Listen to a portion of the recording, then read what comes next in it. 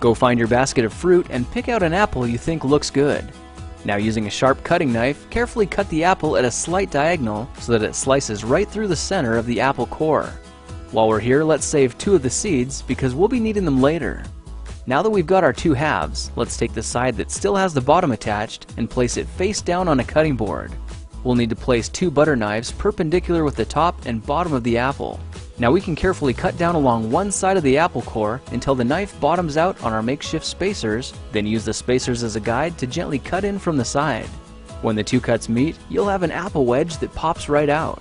And while we're here, let's cut a piece from the other side the same way. Now our goal with these is to cut out 3 more L-shaped wedges about a 1/4 inch thick. And this time, rather than cutting in sideways toward your fingers, try turning the piece over so you can cut downward and meet the first cut at the bottom. Now with a little wiggle, a new apple wedge should break free. If you repeat the process 2 more times, then stagger the pieces back together, the effect is a beautifully layered wing. Now just cut the other piece the same way and your swan's body should look like this.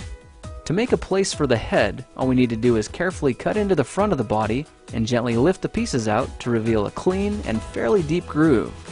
At this point, we can go ahead and grab the other half of the apple and place it between the butter knives like before, but this time we're just going to use them as spacers to cut an even slice off the bottom.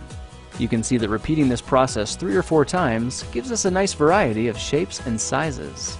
Now look for a piece that resembles a heart that's been slightly flattened on top. All it takes to form the swan head is 3 strategic cuts with a knife. I made 1 angled cut to form the head, a horizontal cut to form the neck, and 1 slanted cut at the bottom for the base. Now you should be able to see how this is coming together, and to clean it up a bit, just use your knife to round off the sharp edges.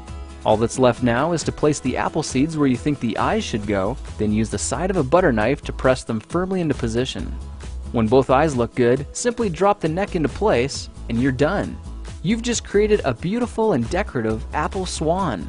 I spritzed mine with a bit of lemon juice to help prevent it from turning brown, then put it on display to show off for our dinner guests later that night.